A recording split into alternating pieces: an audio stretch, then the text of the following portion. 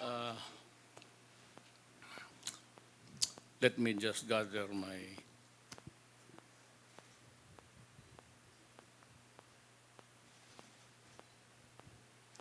you know,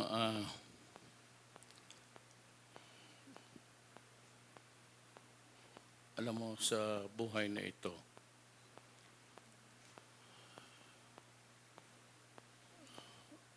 how we end this earthly existence. We believe in God, and there is God, and He controls everything. And we will never really understand how it works. But ang makasabi lang kung kailan tayo mamatay, hanggang kailan tayo mabuhay sa mundong ito, saan, papaano. It's a very complicated equation to understand it dito sa ating planeta. And there's the second plane of an astral travel in this universe. And that is why we have religion and we have faith in God. Because it is only God who can really create us in the bodies of our mothers and fathers. And probably God can also just really end it. Why sometimes it is a painful death and sometimes it is a peaceful one. And sometimes we're given the chance to just have a little bit of time to pray, but others are so saddened. Itong buhay natin sa mundong ito, as I have learned at this very late date, I'm 73 years old. I've been trying to figure out how life really runs in this universe, yung creation and the death. And why is there a death and why do we exist here? So, itong lahat sa Diyos. But I'm sure may mga dito siguro, but fundamentally, almost all of us here are Christians. Ang Diyos lang talaga ang makasagot ng lahat ng tanong na ito. Even if I make a vain attempt to blame somebody, to blame the weather, or maybe to blame the negligence of others, it won't really help anymore. Ang sekreto dito, I think, is just the acceptance. Hindi yung namatay. Tapos na yun eh. That we are born and we will die. So ayaw natin sa hindi, now, tomorrow, our appointment with our earthly existence is handled by one Creator. Ako, I have taken an issue against sa religion ko because there are propositions and theories which I do not quite can accept. But kung magsabi ka, there is somebody up there or whoever it is who controls the universe, I will agree to that. For the simple reason that there are trillions and billions and billions and trillions of heavenly bodies. And if there is no God, I think the order of the universe will simply vanish and we will just collide with each other. And to think that we have been in existence for almost 4.5 billion years old. That's quite eternity. Many times repeated. So why we were born at this particular epoch and at this time, and we see each other as brothers and sisters at this time of our life is something which is really a mystery. It cannot be just a matter of a carcass. Sabi patay ng tao, karkas na yan. Cannot be explained in that way. But there is a redeeming statement from God kung maniwala ka lang sa Diyos. And it is only God who can give you that commitment because sa nag-aaral kami, meron diyang passage that at the end of time, yan ang really something which I cannot even expound on. But at the end of time, God will come back to judge the living and the dead. That is in our prayers, and I think it's in the Bible. And if you believe your religion, that says a lot of things. That in the meantime, there is somewhere that we will go, but that at the judgment day, when the Lord will come back to judge the living and the dead, is something that we can hope for. How it would happen, only God can do it. How is it possible that the physical being will become one again is God's mystery. Now, why do we have to die? Because we have to know the truth. And the truth does not come when we are still alive. The naked truth of our being and our existence would only come to us when we die, because it is the Spirit now who can go to God face to face. Unfortunately, our being physical is a division that separates us from the angels and the saints and God at tayo ang tao. But we are left to take care of a nation or of a planet, Earth, na magsabi ka, if there is justice, bakit yung mamahirap lang ang namatay? Bakit lang ang mahirap magtiis ng... Bakit ang mga mayaman wala silang problema? But that is a very faulty proposition because hindi natin alam. Hindi mo lang alam kung anong problema ang inaharap nila. Everyone in this planet will always have a serious problem from time to time. But it can be assuaged. It can be bearable, tolerable, if you have faith in God. At kung sabihin mo, you begin to understand why is there death. Kaya nga na Psalm Ecclesiastes 3. Ako, I've been 23 years mayor ako sa Davao. Halos pareho kami ni mayor eh. Mayor. Halos pareho kami sa politika katagal. Well, I just went on to become president. But how? It's God's answer. I do not know how.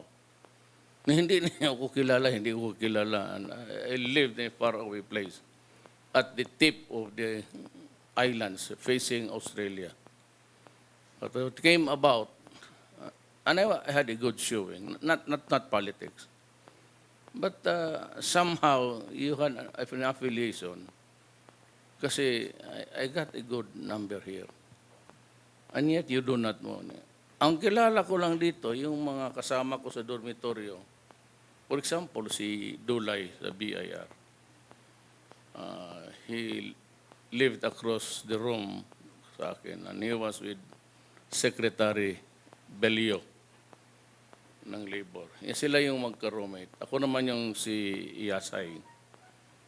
Yung siyasay naman, yung foreigner, pero sandali lang.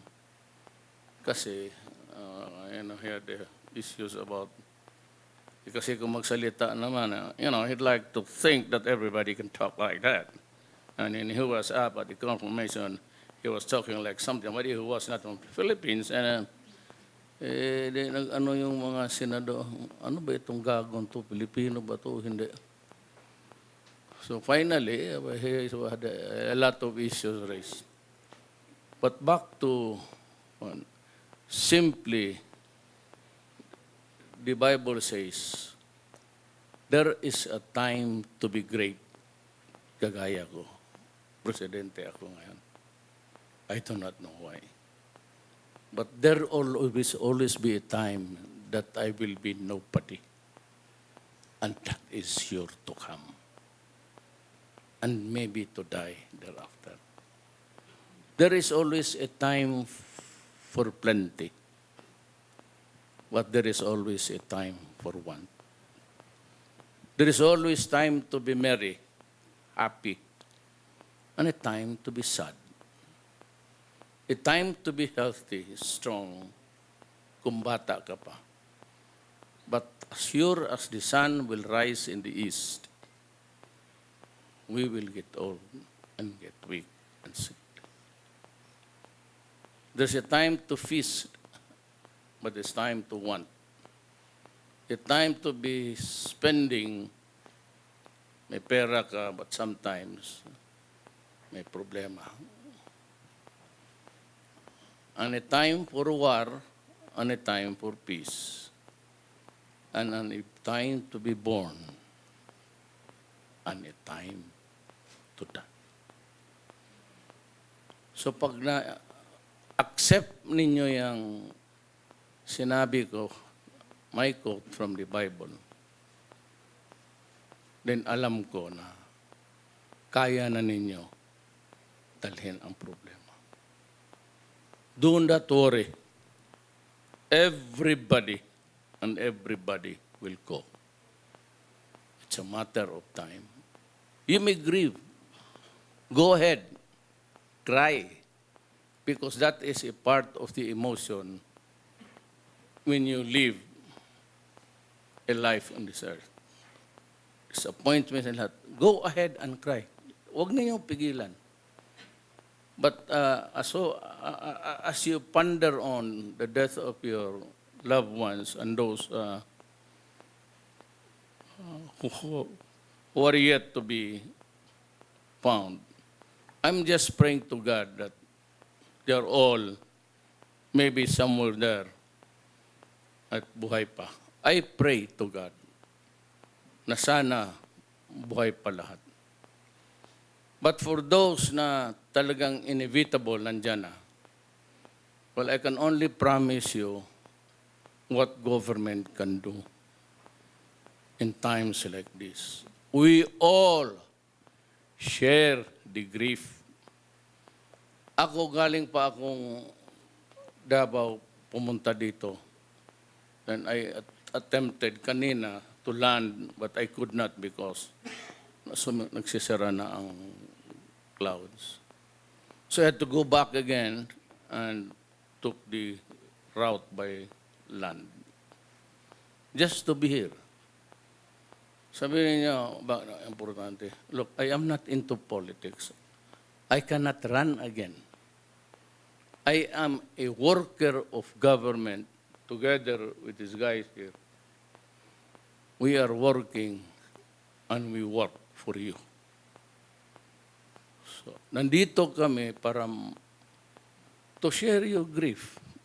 But to explain to you, kami yung, for the longest time, a leader, a political leader in my place, you get to have the sense of kung what would be the appropriate explanation in life.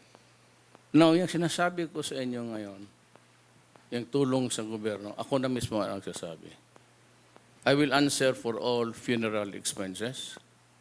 I can give you some amount now in addition to what the SWD would give you. Ako na ho ang magsagot sa lahat ng living, but I just consult with the DSW. We cannot, basta, we will be there to, akin na yan, pati paglibing. Sagot na ng lahat ng gobyerno yan. I'm here to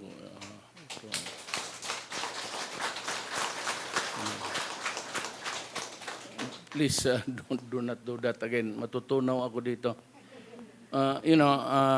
Lahat itong mga sundalo, mga general, mga police, bayad kami. Bayad kami, kaya yan, sila yan. But I'm not praising the soldiers, pero sila yan. Sila yung ano bang kot-kot sa Tagalog? Kamot, ano? Minsan nagkukulang. Kasi doon halo kami. Naghuhukay. Sila yung walang tulog, sila lahat. And because they are government workers and they have to do their duty. In addition to protecting everybody, life, pati yung rebuild na. Remember, idaan ko na lang rin. For as long as there is graft and corruption, and for as long as there is no order in the society, we can never hope to rise. Mark my word, 10 years from now. Kung maraming gulo itong NPA, walang hinto ng kaguluhan, you have the terrorists and you have the Muslim insurgency, which we are trying to solve, kuno, if we can. And then we can have a better generation. Pero for as long as those are conditions sine qua non, or that they must be there in place before you can really attain something. Ang istorya lang yan. Total, ako yung mayor ninyo. Just call me mayor. I address myself, sabihin ko, ako yung mayor ninyo. I do not want to be called president. Kasi feeling ko nung tumakbo ka, o naman ako tumakbo nung presidente. Medyo malayo kaya mayor lang. Just call me mayor. I'd be happy. As a matter of fact, if you call me president, I will not respond. Hindi ako magsagot sa inyo. You just call me mayor. So yan lang ho ang masabi ko. I can share with you hindi wisdom. I don't think I have really the full of it, yung lahat. But the challenges of my life na dumaan, patay na rin tatay ko, patay na nanay ko. And, Bisaya ako, nanay ko Mindanaoan. But for us to travel from the Visayas to Mindanao, it was a long and winding road of hardships. Hindi lang ako magdrama, pero lahat tayo dumaan ng kahirapan. And that's why I feel it's my duty to be here with you and to assure you. And we will continue with Secretary Simato. He's from Ilocos Norte. He's an Ilocano. He's in charge here together with the armed forces and the police. We will continue to retrieve. Maghanap pa rin kami. Maghuhukay pa kami. Until such time na we are 100% sure. Pero kung hanapin namin lang para makita lang, kung just continue praying, baka yung mahukay, they're still there. Maybe hirap na, but and that is why sometimes if you may want to listen to me, yung magsabi ang gobyerno na mag-evacuate kayo because it's dangerous. kindly obey. Total, ano ba naman yung ilang few hours of just moving? Of course, it's inconvenient.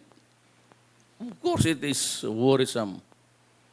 But sana kung ano, when government says na ano, total, kami nga, we are workers of government. Hindi ko tinatawag yung mga official. You have never heard me address my official. Baski saan, ma-TV, I always say, we are workers of government. I do not call Malacanang Palace as Malacanang Palace. To never hear it from my mouth. I always say, my office. Hindi naman palasyo talaga yan. Kahoy mo lang yan pati na luma. Oh, that's about it. It's on historical because the foreign conquerors came here and made a mess out of our lives. We will continue. My order to Secretary Samato is a DNR, environment. He's a former general assigned. Kaya kaibigan ko yan sila lahat. Kasi na-assign ng Mindanao. Kasi matter of fact, konti na lang kaming Bisaya dyan sa cabinet. Siguro 2-3. All of them are Ilocanos. Mga bright kasi. Pati mga guwapo. Kita ko, Royo. So, we will continue with the 3 retrieval operations until such time that the military sabihin sa akin ng police na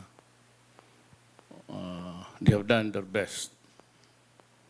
And that's it. So, until such time, recovery tayo. Retrieval, not recovery. Baka may makita pa tayo. So, ako na, ayaw, symbolic. Ayaw ko kayo na lang magbigay niya. Ayaw ko kasi yung symbolic na magbigay. Kung isauli niyo yung kalahati sa akin, okay. Pero kung wala, bakit pa ako magbigay? DSW, si G. Oroga. She's the secretary. So she will take care of it, her staff. I'm not into that kind of, yung, ano na nakukornihan ako. So, but may idagdag ako na sa inyo ngayon. Bigyan mo lang kayo lahat.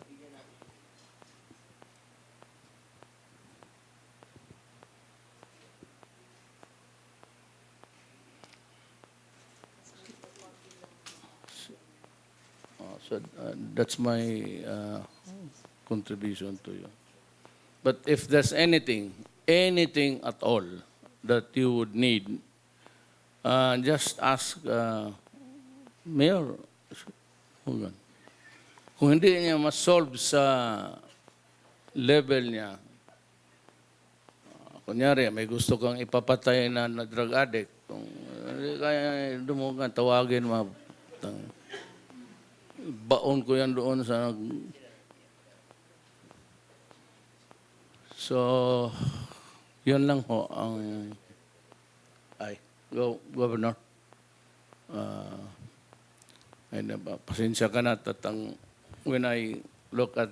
that's always been my problem in front of TV. Lasered kasi ang mata ko. You know, lasered, there's something that they would put inside. Hindi ko mapagka-direkta. Medyo blurred. And yet, pagpunta ko dito, may mga ako, basahin ko kung sino yung mga opisyal, ano yung mga pangalan, ang asawa nila, yung ibang asawa niya. Makalimutan ko because I cannot. But that has always been my problem. So if there's anything na hindi ma-solve nila dito, on their level, feel free to contact me. I will leave my number sa DSWD dito. Or saan ang PMS? Where's the guys sa PMS? Ayan sila, PMS. There's an office here. A presidential management staff or DSWD. Baski anong problema. Hindi na ako magsabi ko ano, baski anong problema that hindi mo kaya. Paalamin mo ako at we will try to solve the problem together. Okay po. I am clear on it. I have to start going down because and I still have to go to the Cordillera.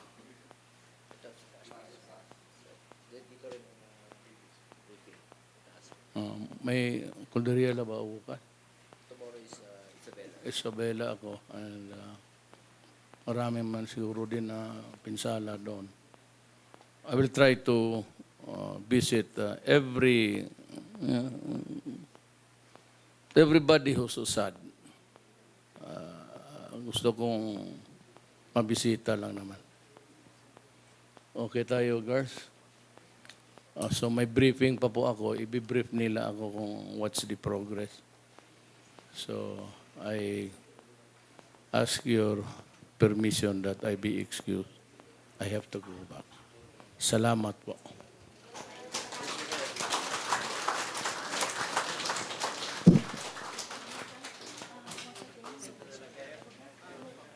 Susunod din ako. Iano ko lang.